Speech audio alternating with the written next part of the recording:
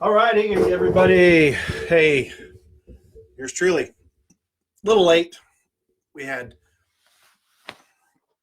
we had technical difficulties again. You know, you pay $50 a month for an app to be able to stream in multiple places and to record, so we can put it up in our members area. I mean, I can put this up in our members area too, but you pay $50 a month for an app, and I don't know. It's probably my internet. It's probably because I mean, if you could see out my window right here and see where I live, um, I live in the boonies, the sticks. Um, I don't know. I see maybe one or two houses within a mile of me, and other than that, that's it. I got a lot of frosty grass out there this morning. It was cold, but you know what? Let me just say this: I get up and I notice that it is 20 or 30 degrees in Florida, all the way down south. Let me say that you're welcome. I am glad that us up here in the north can share our cold weather with you in the south. You know, I like to share the good things of life, and I feel very blessed. God has blessed me in many, many ways, and this is one way that we can just share the blessing together of the cold air. So you're welcome. You don't need to thank me because, you know, I like to spread the wealth, as they say. So be the head, not the tail, you know. So, hey, God bless each and every one of you for being here and for everything that you're doing. As you could probably see from the title, that, you know, this is our daily Facebook Live that we do. And we are on the corner of pool safety. And I added backyard in there because, you know, yesterday, and I touched on this a little bit in yesterday's live. And I had a conversation with a couple of you here in this group. And I also had some conversations with some people outside of this group about backyard pool safety. And you know, and I'm not here to say there's a right way or wrong way to promote any type of safety initiative. The one thing I will say over my years and what I have learned is understanding what kind of message is going to resonate with the mom and dad that needs to hear that message. You and I, we get it. We understand exactly how important every little piece of the puzzle goes together. We understand that everything put together is like a domino effect. In other words, if an accident's going to happen, all the layers of protection, there has to be layers and layers and layers of protection in there to stop the flow of action, to stop the progressive, you know, whatever's progressing forward as far as that child's behavior, the adult's behavior, whoever could be in risk of drowning. So I look at that as like a row of dominoes. Okay, if you can remove by layers or barriers, remove that layer or that action, okay, or in other words, stop the dominoes from falling over. Okay, if you could stop those from falling over, then you have the opportunity to stop an accident before it ever happens. I hope that makes sense, because the thing that, you know, when we talk about pool safety, backyard safety, that's the thing that we're looking at. There has to be multiple layers of protection. It has to start in the house, because the child goes outside. If we're talking children, they go outside. When we're talking adults, you know, it's a little different with adults, but, you know, I think with adults, it boils down to more common sense. Boils down to some basic education information, what they don't know. So when an adult finds themselves in a situation, in a compromising situation, it's usually something that may cause panic or something, and it's a reaction type thing. But with a child, they don't understand. They don't understand the risks. They don't understand the dangers and everything that pool is, that it presents. One of the things I've talked, and I've mentioned this in a couple of talks that I've given, is when you think of a pool in a backyard, and, you know, we live in the country, like I said in the beginning, I live out in the sticks. I've got guns. I've got handguns, rifles, shotguns. I mean, we've got coyotes, all kinds of varmints, I guess you could call them, that, you know, sometimes they're hazardous to our animals, our dogs, our horse, our goats, the things that we've had. And there's been times I've had a coyote in the barn in the corner. If one of our kids goes in to feed the horse, there's a coyote, it's spooked, than our children. So yeah, we've had to shoot animals out here, that venture into our property and things like that. With that being said, which one is more dangerous, a pool or a gun? And I would say a pool is more dangerous. I mean, there's a lot of things. I mean, they're both dangerous, and don't get me wrong, but a pool is locked and loaded all the time. You may put a barrier, any protection, but what I'm talking about is the video yesterday and about a child climbing a toy car, and we saw one about a year or so ago about a child climbing a ladder that went into a above ground pool. And thanks, Jennifer. The thing about that is the child was not supposed to be able to climb the ladder, and the child did. The child is not supposed to climb on top of a car to push down to open up a fence, but the child did. And we see videos every year. Every year there is a video that comes out that a parent videotapes a child or records a child doing some type of behavior that maybe hundreds and thousands of children have done before, some with catastrophic effects where, a child is drowned, or worse yet, something else happens. I don't know how you can have worse yet. That doesn't really make sense, does it? Sorry about that. But, with that being said, what I was talking with a few people yesterday in this group and also outside this group is the important lesson here is, and there was something that was being, let me back up. There was something that was being said about that video that I had just one little issue with. That they were indicating that the pool fence doesn't stop or in other words, one of the comments was, well, you see, pool fences don't stop things like this. In other words, if there was somebody out there, general public, that's not part of any of our groups or know what you and I know, if they're on the, no pun intended, but if they're on the fence on deciding whether or not to spend the money to buy one of these pool fences, and they see a video and they see comments like that, would they change their mind and not buy the pool fence? That's what scares me. That's what scares me with conversations like this sometimes, is somebody outside that is not well informed and doesn't understand layers of protection and how all these things work. That's why I say that all these things have to work together like dominoes, okay? All these layers of protection, they're dominoes and they're lined up. If you remove a couple dominoes out of the line, guess what? The domino falls over and it does not progress and goes on. Same thing with layers of protection. It's like each one of those is like a domino. If we can stop that domino from falling over, we can stop that child from getting in the pool. It starts in the house, right? But it also starts with parental supervision. So on the pool safety part, the backyard, and I think the point here that I want to make is child will use anything they can use to climb. I mean, children in the house, I mean, it's just not the pool, it's in the house too. We see there's actually more children, I believe, that are harmed by climbing a dresser, trying to get to something on top of the dresser, and the dresser falls over, and it's got a TV on it, it's heavy, it falls over, it crushes the child, worse yet, the child dies. Or winds up with a head injury, brain injury, something that is also changes that family's life forever. Children do that. This is just a natural behavior of children. So we as parents, when you have a pool fence, here's the message that I think. This is my personal opinion. Is find out what resonates with the parents. In other words, the people that we want to see a message like that, find out what resonates with them. What about that message will get somebody's attention, and scaring people will not get their attention. People outside of this group, scaring parents will not. Very, very few people will be motivated to change that. But what scares me is it would motivate them to not buy a pool fence.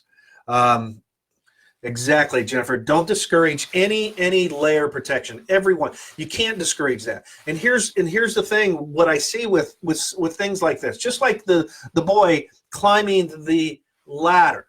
Okay, when you shoot something or you want to demonstrate something, and many of us, and I think we should be doing these things, but we need to also provide solutions to the problem. Just not say, see there, the pool fence can't stop him. See there, you know, the ladder, you can buy the best ladder that's supposed to prevent a child from climbing it.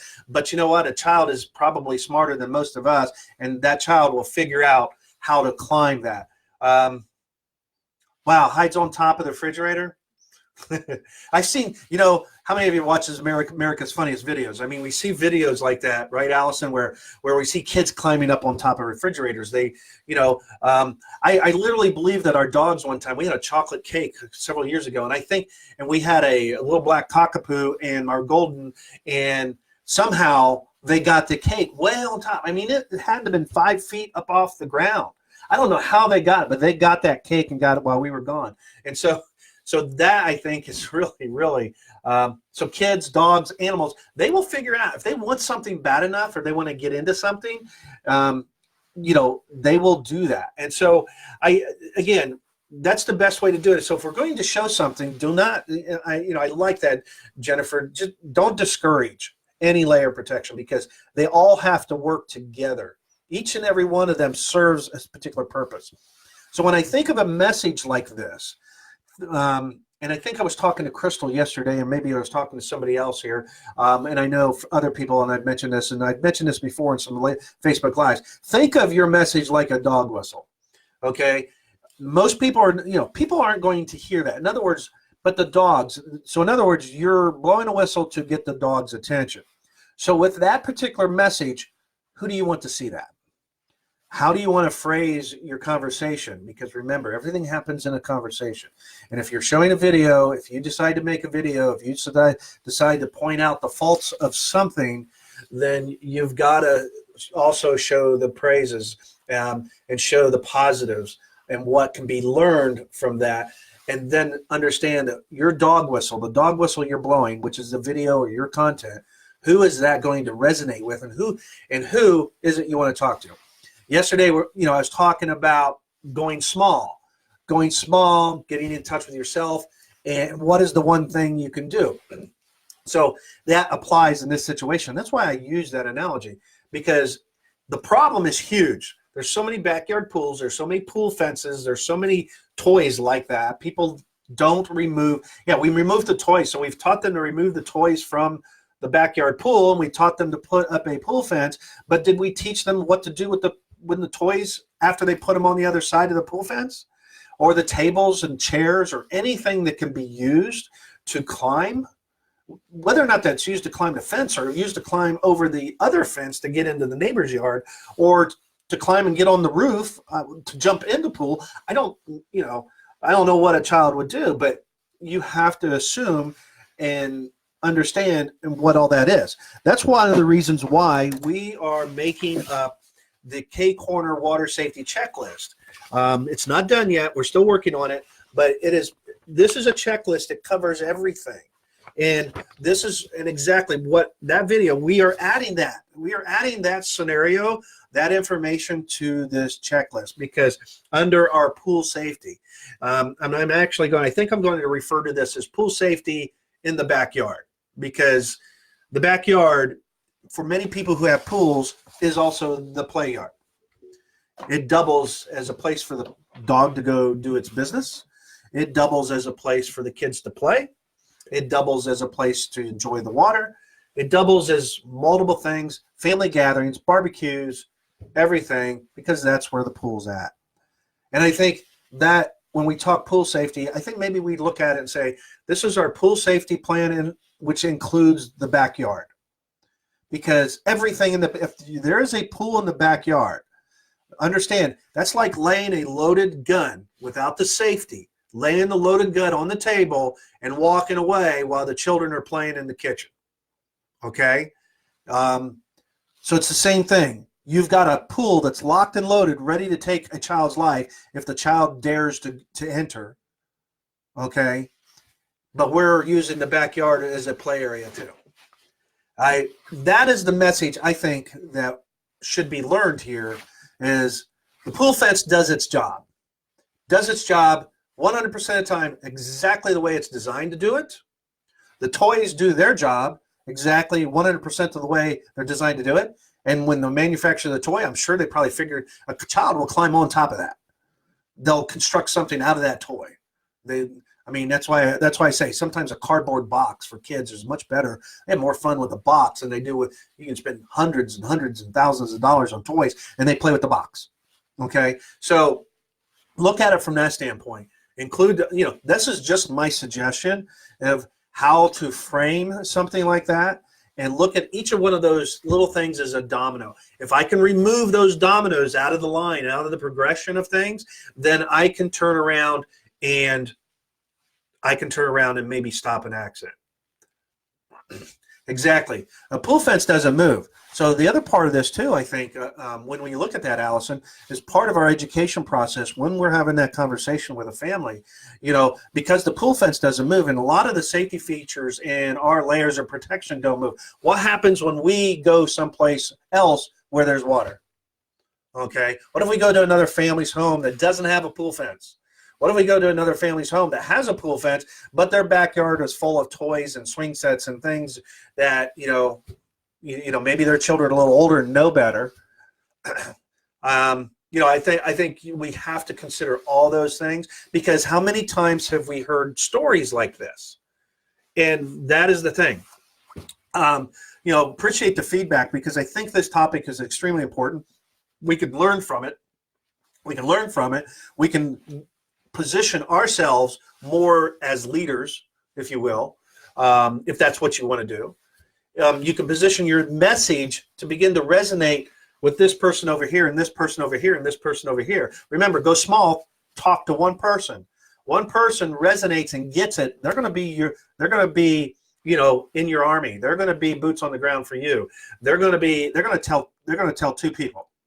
And then those two people tell two people. And you see how the progression of things. You tell one person and it begins to spread. Tell somebody else, it begins to spread. Next thing you know, your message is spread to hundreds of people, because it's those particular people that resonate with a backyard pool. Okay, it does not have to be an above ground pool. It does not have to be an in-ground pool. It does not have to be, it could be one of the little plastic pools you buy, that, the little wading pools that have just like a foot of water in it. A pool is a pool. Where there's water, there's danger. And if it's in the backyard or the neighbor's backyard, I think that's an important lesson. And we can position that, in a way that kids will be safer. And we're also educating the parents. It's just not about the pool fence. It's about every single thing, all the way. If your child does not know how to swim or float, if they're young enough, depending on their age, they don't know how to float. Number one, they need that. I mean, I think we all agree with that. Number two, we have to have all the layers of protection. Families, but understand, families, if they can afford a pool, they should be able to afford all these multiple layers of protection. But that's why we can go to Walmart and buy a pool for $400 that has 3 foot of water or better, or 4 foot maybe, I don't know. And those things they're actually considered portable pools, because they can be put up and taken down so quickly. And so we have to have that conversation when we're talking to people. And so it's just important that we understand and how we want to frame our message and who we want to talk to. If we want to incite a lot of advocates and upset a lot of advocates, we can do that. I agree with you, Cheryl. The video was there for a reason, and the video has been shared many times with many other advocates. And you're right. And they don't realize, parents just don't realize what children can do. And I think that I totally agree with. I totally agree that video shows a really, really good example of what can happen if you as a parent turn your back. I think there's an important message that's not being said, and that is that parents need to be vigilant, they need to supervise, and they need to remove the toys. Not just remove the toys out of the pool, but remove them out of the backyard and remove the chairs and all these things. And if, I know parents don't want to do that. They don't want to move their backyard furniture. But if a child can move a chair and a table, trust me, they will move it. And so either bolt it down or do something and get it away from the pool, get it away from the fence. Um, and, you know, and it is something that parents need to be concerned about, and they need to understand but not just be concerned, but give them a plan of action. What's the actionable steps that they can do to prevent all that? But it's important they not only have the fence, but they also remove the toys and they supervise the child at all times, especially if the backyard doubles as a playground, as probably 99% of these pools do, or backyards do that have a pool. They double, if they have children, the backyard doubles as a playground because it has a fence all the way around the yard and the parents feel secure. So from that standpoint, we say puddle jumpers, all these things create a false sense of security. So does all the, I think you could probably say, because you have a pool fence and you have a fence around the yard, and half the yard's the pool, the other half is a playground, that because I have my pool fenced, that's a false sense of security, because many parents don't understand the risk that a child, just like that video shows. That's, I think, what the power of that video, the power of the video that we saw a year ago with the child climbing the ladder. The power of those videos is, you can't deny. But we can use those videos in a way to really, really communicate our message and everything that needs to be done on how to solve the problem. Okay, not scare people to death, because the people that really need to see that, I'm afraid, didn't see it. I mean, few of us who shared it, we had a few people, but I think we can frame it in a way that many, many more people could potentially see it. I mean, that's just my thought. Again, we need to make those videos. We need to do those things, but we also need to provide solutions to the problem and explain to them exactly that, here's an opportunity. If your child can do that, if your child can do this, here's a reason why you need to have your child learn how to float. They need to have that rescue skill, the survival skills, because if the child doesn't, and you don't want to remove the toys, then if your child can get into the fenced area, then they're at risk. You can remove all those things, but I think we really need to look at all the layers and put it all out there. So, hey guys, I'm off my soapbox now. And hey, the other thing too, last thing before I go, somebody must have said, hey, that's great, he's done talking. Anyways, hey, no, I appreciate each and every one of you. You guys are here for a reason. I believe that, we've been blessed to have you here. We've been blessed to be part of the small group of people that want to have these conversations, want to learn from one another, and be able to do our jobs, and be able, whether or not it's a job, a passion, whatever you want to call it, to do it better each and every day, because it is a huge problem, and there's so many people that are not listening, regardless of what kind of content we're putting back out there. People just don't get it. Number one, they don't hear it, they don't see it. They think, I don't need pool fences, I don't need all this stuff. I'm a good parent. I can text and drive. I can multitask and do 50 million things at one time while I'm looking out the kitchen window at my child playing next to a pool. How do we communicate to a parent like that? Your guess is as good as mine. But this is where you test things. If that doesn't work, test something else. You test, and then once you find something that works, rinse and repeat it. Rinse and repeat. Constantly rinse and repeat. Teaching a child of climbing on a car. Climbing on cars and stuff like that is not, this should always be with adult supervision. Always. That I think is probably where most situations, even in my daughter's case, I wasn't there, but there was adults there, and it's, who said it? I'll repeat it again. Last week, I think somebody said, might have been somebody in this group, but somebody said it's not it's not something about supervision. It's a lapse in supervision. It's not that they're not good supervisors, that they don't supervise their children. It's just that momentary lapse of supervision is when an accident happens. Now, on two other quick notes, just to let you know, we are starting season 3 of our podcast. We are rebranding our podcast, and we're restructuring that. We've got some potential people that are looking at financially backing, or we're putting some things out too on Kickstarter and a few other programs to take our podcast and get it out to some people. We, for the last 2 seasons, we've marketed our podcast to aquatics professionals. We are taking our podcast to the general public. We are restructuring that. It's still called the Drowning Warriors. Instead of Drowning Warriors Spotlight, Weekly Spotlight, is now just the Drowning Warriors podcast, which now reads, let me read it to you here real quick. Where'd it go?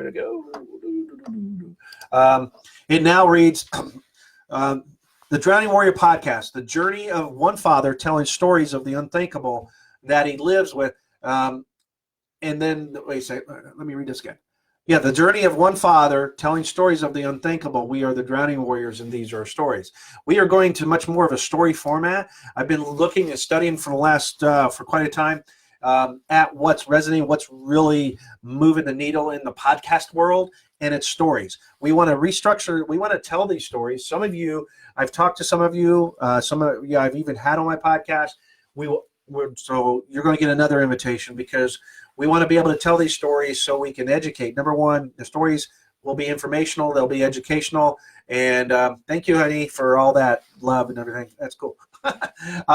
So we can educate people about, these stories, and just like that video yesterday, educate the story and then give solutions and look at it. What is the one thing? What's the one thing that you can tell somebody about that story or something? If you had the chance to sit down in front of another mother or father or family person, or somebody with a child, what's the one thing that you would want to tell them?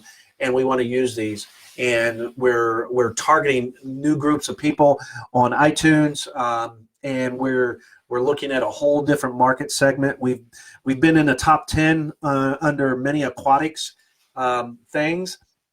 Our listenership has not really grown a whole lot in the past, I would say, 3 to 6 months. It's been maintaining pretty constant. It's still keeping us in the top 10 for the most case, top 20 in some categories, and top 5 in Australia and some of the other places. So we're rebranding that and restructuring that, and that'll launch probably next week. Next week or two, we'll launch that, and we'll be looking for a lot of support there. And then the other thing is, I totally forgot. So anyways, but yeah, will also encompass our water safety checklist, which I believe will be the most comprehensive checklist in the industry. And that's part of our K Corner. You see that probably back there, right there. K Corner, see that? K Corner Water Safety Drowning Prevention Coaching Program. This is what this is all about. Coaching families, coaching people on what they need to do. So each and every one of you are an expert in their own right and with what you know. So, hey, guys, keep up the great work. I've been on here way too long. So enjoy your day. It is what? Hump Day. It's Wednesday. I've got my energy drink. Yeah, there we go. Hope you enjoy your coffee. I'm missing my coffee. It's been like 4 or 5 days with no coffee. But I feel better. So enjoy your day. Have a good day. We'll see you later. Bye. Yeah, got to turn the thing off. See ya.